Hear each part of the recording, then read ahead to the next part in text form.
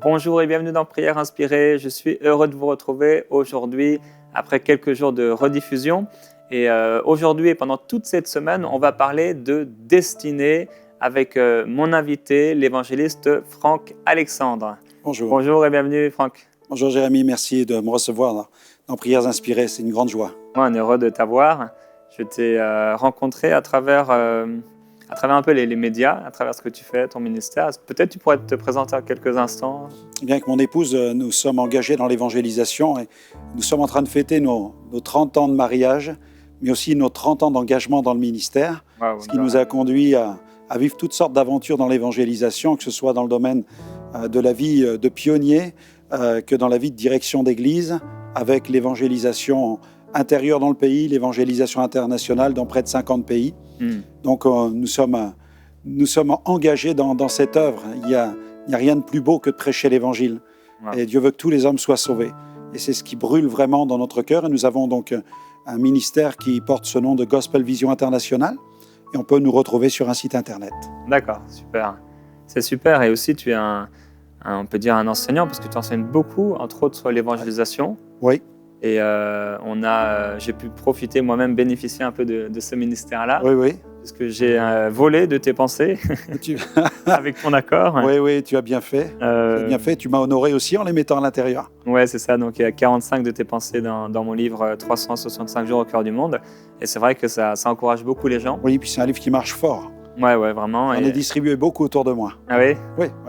Et à la fin, je vais parler aussi d'un programme de formation que tu fais pour ceux qui auraient à cœur d'aller plus loin dans l'évangélisation. Avec la Superbox. C'est ça, ouais. La Superbox, c'est vraiment beaucoup... c'est vraiment une valisette. Beaucoup d'enseignements qui sont... Une grosse caisse à outils, en fait. Ouais, c'est ça.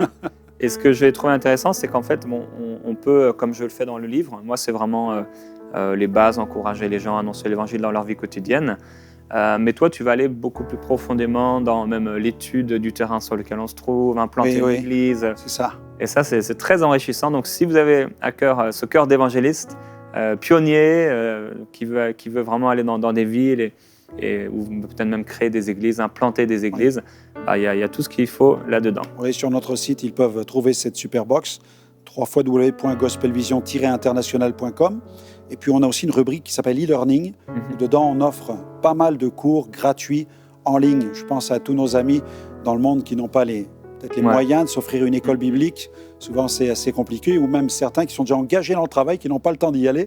C'est ce qui nous est arrivé. On n'a pas eu le temps d'aller dans une école biblique. Eh bien, ils vont trouver de nombreux enseignements dans la rubrique e-learning formation. Là, j'apporte pas mal d'enseignements. Ceux qui ont des accès à des cybercafés, peuvent y aller et puis ils vont se former gratuitement. C'est super. C'est bon aussi, on a pensé aussi à eux. C'est bien et c'est bon, et je crois qu'en plus tu as écrit une centaine de livres, je crois. Ouais, j'ai arrêté de compter, j'écris énormément et c'est quelque chose. Je n'ai pas la prétention d'être un écrivain. Souvent avec humour, je dis je suis plutôt un écriveur. Je suis plus un communicateur de ce que je vis, et comme avec Liliana, on vit une vie tellement trépidante en parcourant le monde et en voyant des œuvres tellement magnifiques que je consigne toutes les aventures que je vis comme sous une forme d'un journal intime, les guérisons, les miracles, les rencontres que je vis. Et ces choses deviennent des sujets d'illustration pour les livres que nous publions, mais aussi pour des émissions, pour les scripts dans les émissions, etc. Amen. Et donc avec toi, on va parler cette semaine, on va répondre à cette question: comment on peut maximiser notre destinée? Oui, j'ai employé ce terme maximiser parce que je crois que Dieu est le Dieu du plus. Smith Wigglesworth disait toujours il y a plus, parce qu'il avait soif. Et si nous avons soif, nous devons nous attendre à un Dieu qui ne va pas nous laisser là où nous en sommes, mais qui veut nous amener plus loin. Amen. Il va le faire, je crois, pendant cette semaine pour vous. Il va vous amener plus loin. Et avant de commencer à t'écouter un peu plus, Franck parlait de cette maximisation de notre destinée. J'ai un petit témoignage que je vais partager avec vous. Donc, une sœur qui écrit: cela fait bientôt 1 année que je regarde quotidiennement votre émission et toutes celles de MCI TV. Tout d'abord, je tiens à vous remercier pour le travail que vous faites. Je sais combien cela doit pas être facile, effectivement, parfois. On a besoin du Seigneur, en fait, tout le temps de lui. Et il dit: j'ai ouvert un cahier en septembre 2017 parce que je n'arrivais pas à me souvenir de mes rêves.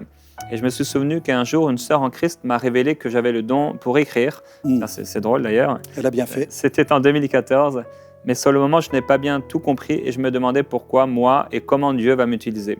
Un jour, en étant sur Internet, je suis tombé sur une de vos émissions Et je peux dire que ce n'était pas le hasard, c'était le Saint-Esprit qui m'a guidé.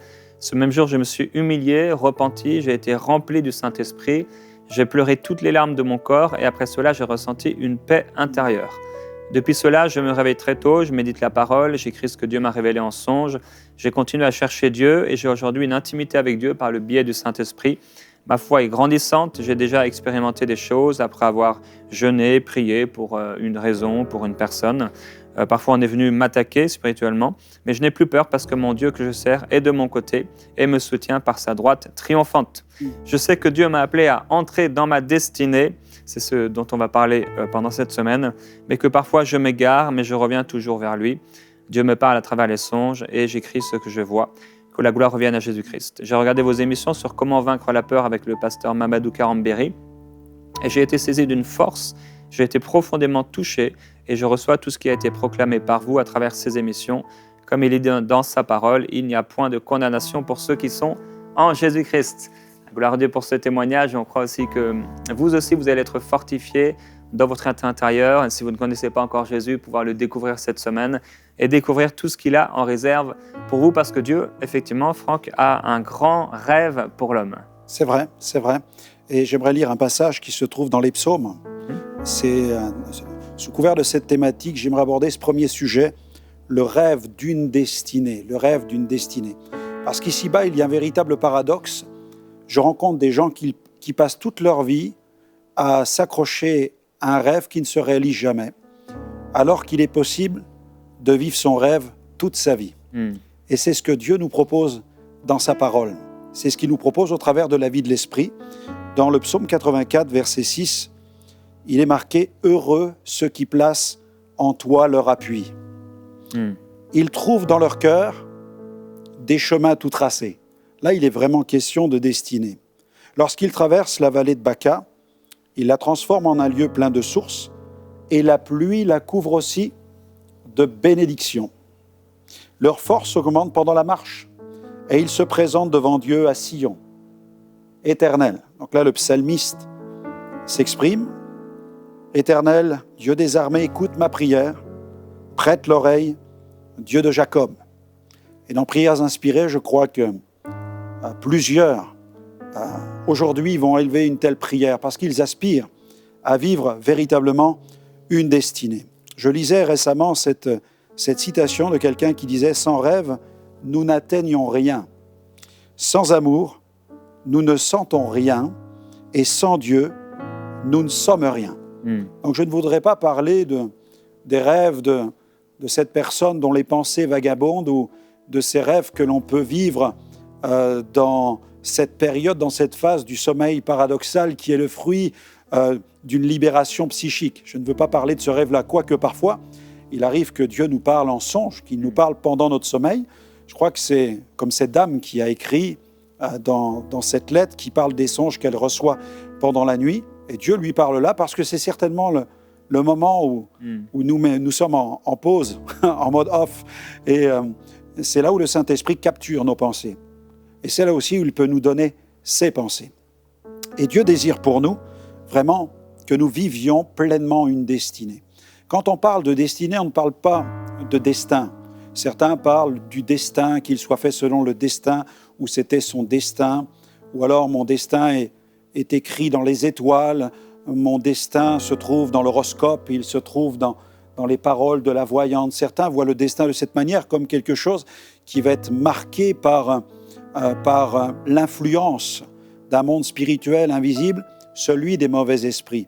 Mais quand on parle de destinée, on parle de quelque chose de tout à fait différent, parce que la destinée, littéralement, c'est le résultat d'une cause. Le résultat d'une cause, et nous savons quel est le résultat de notre destinée en tant qu'enfant de Dieu, en tant que chrétien. Le résultat de notre destinée, c'est la conséquence. Donc l'effet, c'est la conséquence d'une cause, et la cause de cet effet, c'est Jésus. Et lorsque Christ est révélé dans notre vie, lorsqu'il se révèle, Christ crucifié, mais aussi Christ ressuscité, Christ glorifié, lorsque ce Christ vient s'établir dans notre vie, alors tout à coup notre destinée avec Dieu se met en marche. Alors j'aimerais poser peut-être une question à ceux qui nous regardent et leur demander ceci. De quoi rêvez-vous? De quoi rêvez-vous? Qu'est-ce qui vous fait vibrer?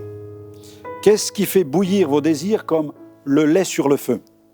Est-ce que c'est peut-être des désirs légitimes, comme ce désir de devenir peut-être un grand footballeur, de concurrencer Messi, Neymar ou, allez, les joueurs de l'équipe de France de football? Qu'est-ce qui vous fait vibrer? Est-ce que vous rêvez d'être un champion, d'être un explorateur, peut-être de fonder une œuvre humanitaire? Ce sont des désirs légitimes, peut-être aussi tout simplement, et c'est tellement merveilleux, le désir d'avoir un enfant, le désir de se marier ou de trouver l'élu de son cœur, le désir d'être père, le désir d'être mère. Il y a ici-bas tellement de gens qui ont essayé de poursuivre leurs rêves. Depuis les temps anciens, l'histoire nous fournit des exemples d'hommes et de femmes qui ont poursuivi la richesse, qui ont poursuivi la gloire, le succès, ce que j'appelle une destinée de rêve, et qui malheureusement se sont fourvoyés parce qu'ils sont passés à côté de cette destinée de Dieu. Et c'est important de bien comprendre que nous pouvons avoir des désirs légitimes et Dieu n'est pas contre, au contraire, il nous a créés justement avec cette capacité d'avoir des désirs et de rêver. C'est lui qui nous a créés de cette manière. Mais en même temps, si notre vie se construit sans la pièce maîtresse qui doit venir s'imbriquer dans le puzzle, nous risquons de passer malheureusement à côté de cette glorieuse destinée. Cette pièce, c'est Jésus. Et lorsque Jésus, crucifié, ressuscité, glorifié, prend place sur le trône de notre cœur, il n'est pas simplement un visiteur qui se présente de temps en temps ou ce voisin auquel on va faire appel parce qu'on a besoin d'avoir un dépannage. Mais si on ouvre vraiment notre cœur pour que Jésus vienne régner, alors notre destinée va prendre forme. Vous avez été créé avec la capacité de rêver. Ça, c'est extraordinaire. L'homme a été créé à la ressemblance de Dieu. Nous nous rendons compte que...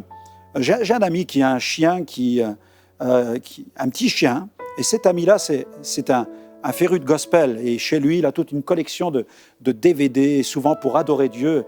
Il envoie sur son grand écran, dans son home cinéma, des chants d'adoration. Il lève les mains vers le ciel, et le petit chien se met sur les pattes arrière et il fait comme son maître. Mais ce chien-là n'a pas conscience qu'il est en train d'adorer Dieu. Ce qu'il fait, c'est qu'il imite simplement son maître.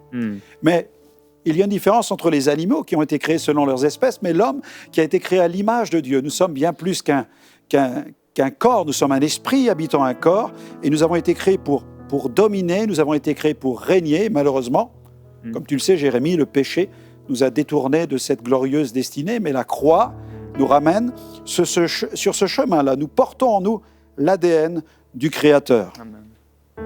Alors, nous avons lu dans cette histoire, dans ce psaume, une destinée qui est fondée, puisque le psalmiste nous dit « Heureux ceux qui placent leur foi, leur appui en l'Éternel. » Pour vivre une glorieuse destinée, pour véritablement vivre ce rêve d'une destinée avec Dieu, il faut vraiment avoir une vie qui s'appuie en Dieu. Et puis cette destinée, il ne faut pas nous leurrer, elle est parfois éprouvée. Nous sommes des chrétiens, nous croyons à la destinée avec Dieu, mais si nos mains sont tendues vers le ciel et si nous sommes connectés avec le ciel, c'est comme la prise de courant électrique, elle est aussi connectée avec une prise de terre. Nous sommes connectés avec la terre. Et parfois, nous traversons la vallée de Baca. Mais dans la vallée de Baca, le Seigneur nous promet d'être avec nous, parce qu'il veut se glorifier. Il nous dit ceci, et j'encourage tous ceux qui nous écoutent, qui passent par l'épreuve, peut-être qui sont attaqués dans leur propre destinée, qui peut-être ont perdu le fil de cette destinée avec Dieu, peut-être même que quelqu'un nous écoute en ce moment et qu'il a résolu d'abandonner le ministère. Peut-être même que quelqu'un nous écoute et qu'il a résolu même de quitter son foyer, d'abandonner sa femme et ses enfants. Parce que l'ennemi cherchera toujours à porter atteinte à cette glorieuse destinée. J'aimerais encourager tous ceux qui nous écoutent et qui baissent les bras, peut-être quelqu'un même qui renonce à croire au miracle et qui accepte avec fatalité le verdict, le diagnostic du médecin comme un verdict lui annonçant qu'il n'y a pas d'espoir face à ce genre de maladie. Le texte nous dit ceci au verset 7, « Lorsqu'il traverse la vallée de Baca, il la transforme en un lieu plein de sources, et la pluie la couvre aussi de bénédictions. Amen. Leur force augmente pendant la marche. Pourquoi ? La raison nous est donnée. La raison nous est donnée. Heureux ceux qui placent en toi leur appui. Ils trouvent dans leur cœur des chemins tout tracés. Il est urgent maintenant de replacer tout à nouveau son appui en Dieu pour que nos yeux s'ouvrent et que nous réalisions qu'il y a déjà dans notre cœur, parce que nous croyons en Jésus crucifié, ressuscité et glorifié, nous croyons en lui, il a mis dans nos cœurs des chemins tout tracés. Il y a déjà cette cause qui produit cet effet, celui d'une destinée. Voilà le rêve d'une destinée qui peut s'accomplir. Alors, nous ne pouvons que dire à ceux qui nous écoutent qu'il leur faut rêver, mais ne rêvez pas tout seul. Rêvez avec Dieu. Rêvez avec lui, parce que Dieu est un expert en matière de rêve. Il a rêvé de nous créer, il a rêvé de créer l'humanité, il a rêvé de se créer un seul peuple, l'Église, il a rêvé de créer le paradis, il a rêvé d'envoyer un jour Jésus sur la terre, mourir sur la croix, il a rêvé qu'un jour nous puissions dire oui à Jésus pour nous tourner vers lui, et Dieu a un rêve pour vous. Je pourrais terminer par ce psaume 139, versets 13 à 16. Connaissons ce passage. Quand je n'étais qu'une masse informe, eh bien, Dieu me voyait, son regard était sur moi, il me connaissait. Nous n'avons pas été créés sous X, nous avons été créés par Dieu, nous sommes des créatures uniques et nous avons été créés en Jésus-Christ pour de bonnes œuvres que Dieu a préparées d'avance afin que nous les pratiquions. De la même manière qu'il y a une foule de livres dans cette bibliothèque, eh bien, dans la bibliothèque divine, il y a une foule de livres qui parlent des merveilleuses aventures que nous allons vivre avec le Seigneur Jésus. Amen. Il a vraiment pour nous rêvé d'avance cette destinée. Alors, plaçons notre vie vraiment en phase. Plaçons notre vie en phase avec cette trajectoire divine qui passe par la croix, qui nous conduit vers un tombeau où nous découvrons que la pierre est roulée, que la tombe est vide, qui nous conduit ensuite vers un trône où nous découvrons que Jésus est ressuscité, il est vivant, où nous découvrons aussi que Jésus a déversé le Saint-Esprit et que cet Esprit nous est communiqué afin que nous puissions vivre la vie que Dieu a préparée pour chacun d'entre nous. Et Franck, si quelqu'un aujourd'hui écoute cette émission et il se dit moi je lis la Bible, peut-être je vais quelques fois à l'église dans l'année et j'entends parler de ce Jésus, mais je prie ce Jésus, mais en réalité cette personne sait qu'au fond elle n'a pas la paix avec Dieu. Comment elle peut faire simplement ? Elle peut s'approcher. La Bible dit que nous pouvons nous approcher du trône de la grâce pour être secourus dans tous nos besoins. Il y a comme un paradoxe qui est révélateur de la grâce dans la parole de Dieu, c'est que la Bible dit que la prière du pécheur est une abomination. Quand on lit cela, on n'a pas envie, on se demande si on peut vraiment s'approcher de Dieu. Mais la Bible nous dit « Sentez votre misère, approchez-vous de Dieu, nettoyez vos mains pécheurs ». La grâce de Dieu est aussi manifestée, c'est-à-dire que la grâce est ici, alors que Dieu est saint, qu'en lui aucun péché ne peut pénétrer, que le péché ne peut pas pénétrer dans le ciel, subsister au ciel. Dieu nous dit que nous pouvons nous approcher du trône de la grâce et nous serons secourus dans tous nos besoins. Il permet ainsi au pécheur, à celui qui ploie sous le joug de son péché, il peut s'approcher de Dieu. Dieu va permettre parce qu'il ne dédaigne pas l'esprit contrit et brisé. La prière du pécheur qui est brisé monte devant Dieu comme un parfum d'adoration jusque devant son trône pour faire grâce et pour être secouru dans tous nos besoins, quels que soient ces besoins. S'agit-il d'un besoin de guérison, de restauration, mais aussi, comme tu as pu l'évoquer, du pardon des péchés? Il pardonne, il pardonne. Si nous confessons nos péchés, il est fidèle et juste pour nous les pardonner, mais aussi, et même encore, pour nous purifier de toute iniquité. C'est pourquoi confessez votre péché maintenant. N'hésitez pas à le faire.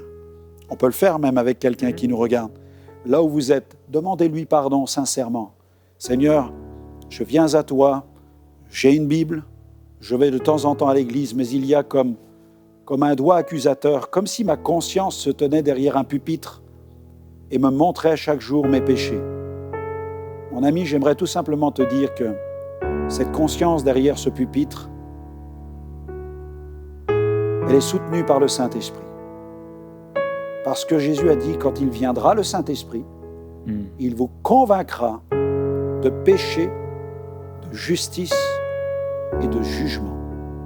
C'est déjà la marque même que Dieu est avec vous, à côté de vous. Il désire que vous puissiez vous courber devant lui, demander pardon pour vos erreurs, vos échecs, les fautes, les transgressions, les péchés que vous avez pu commettre. Dites-lui tout simplement, Seigneur, pardonne-moi. Seigneur, pardonne-moi.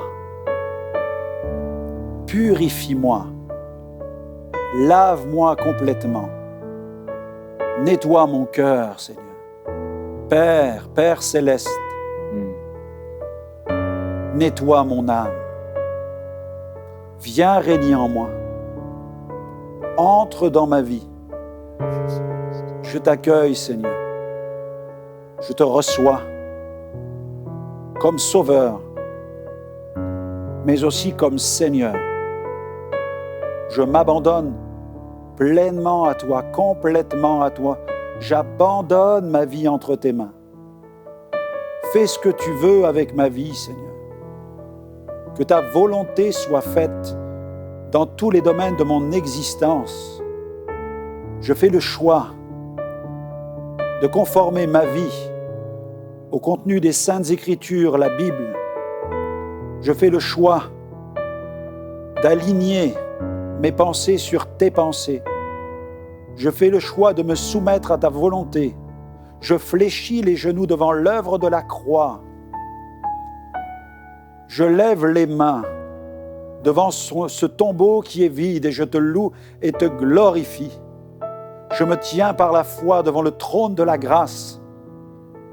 Et mon cœur se courbe devant toi, Seigneur. Déverse ton esprit sur ma vie. Remplis-moi du Saint-Esprit, afin que ma vie ne soit plus jamais la même, mais que ma vie puisse te glorifier pleinement, et que je puisse non plus faire ma volonté, mais la tienne, et que je puisse entrer pleinement dans les œuvres que tu as préparées d'avance pour moi, afin que je vive non pas ma destinée, mais la destinée que tu as planifiée, prévue pour moi. Au nom de Jésus. Amen. Gloire à Dieu. Seigneur, merci. Merci pour ta présence merveilleuse. Merci parce que tu as un grand rêve pour nous et c'est vrai que c'est toi qui as créé en nous cette possibilité de voir, cette possibilité de rêver, cette possibilité d'imaginer. Et Père, nous ne voulons pas être comme ce chien qui imite son maître.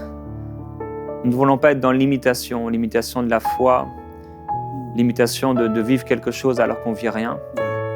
Et nous voulons vraiment nous confier en toi, totalement. Oui, ta parole le déclare avec force. Celui qui se confie en toi trouve en lui, dans son cœur, des chemins tout tracés. C'est ce que nous voulons faire, Père, ensemble aujourd'hui.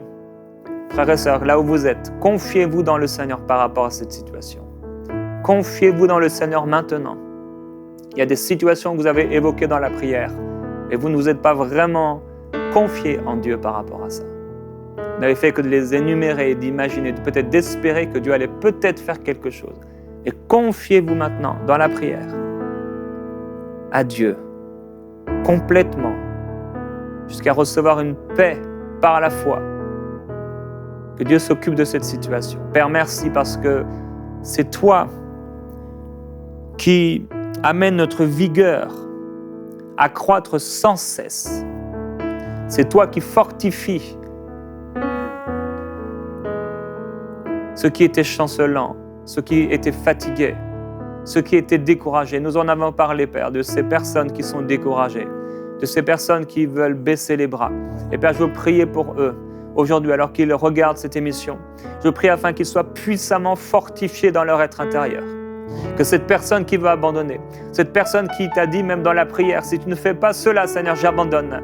Et Père, je viens contre ces choses qui ont été dites et proclamer que même encore dans cette situation, tu agiras et tu fortifieras encore et encore. Ta parole nous demande, fortifie-toi et prends courage. C'est ce que nous voulons faire, mais nous savons, Père, que nous avons tellement besoin de toi. On a besoin de toi. C'est toi qui viens nous fortifier lorsque nous nous confions en toi. C'est dans la prière que nous nous fortifions. C'est ce que nous faisons aujourd'hui, Père, dans cette situation que tu connais. Glorieux Jésus-Christ, merci. Merci, Saint-Esprit.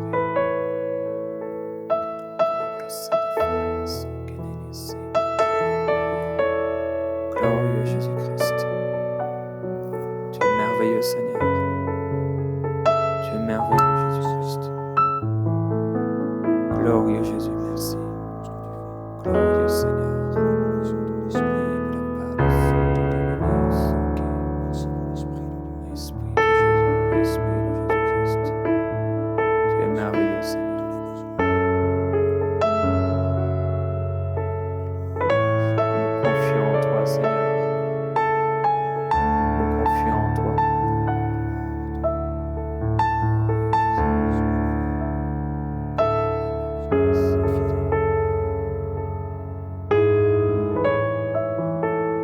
Merci Père. Merci pour les chemins tracés. Merci pour le Saint-Esprit qui est un guide sûr. Merci pour ta parole qui est un refuge certain. Nous voulons marcher dans ta parole et vivre selon ta parole. Et Père, je veux prier pour tous mes amis qui aiment cette émission. Fais d'eux des hommes et des femmes de la parole. Fais d'eux des hommes et des femmes qui, au-delà de la prière, qui est une chose dont on a besoin, cette communion avec toi, illumine nos cœurs concernant la communion avec ta parole. Fais d'eux des hommes et des femmes de ta parole, remplis de ta parole. Oui, Père, que ce soit des hommes et des femmes qui sachent vivre avec cette parole, se nourrir de cette parole et trouver à partir de cette parole des chemins tout tracés pour leur destinée. Je prie qu'ils puissent vivre, Seigneur, rêver de grands rêves, parce que tu es un grand Dieu, qu'ils puissent rêver en grand et te voir manifester ce que tu avais déposé dans leur cœur. Seigneur, merci. Alléluia. Gloire à Dieu. Déclarons la présence du Saint-Esprit sur vous. Déclare que ce que Dieu a mis dans votre cœur, ce rêve, ne baissez pas les bras. Mais au contraire, selon la parole de Dieu, c'est par la foi, mais aussi par la persévérance Amen. Que les anciens ont obtenu ce qui leur était promis. Et demain, et toute cette semaine, avec toi, Franck, on va continuer à parler de notre destinée et vous allez être fortement encouragés. On vous dit donc à demain, frères et sœurs. On va se retrouver dans Prière inspirée. Commencez peut-être à prendre un papier, à écrire le rêve que Dieu vous a dit.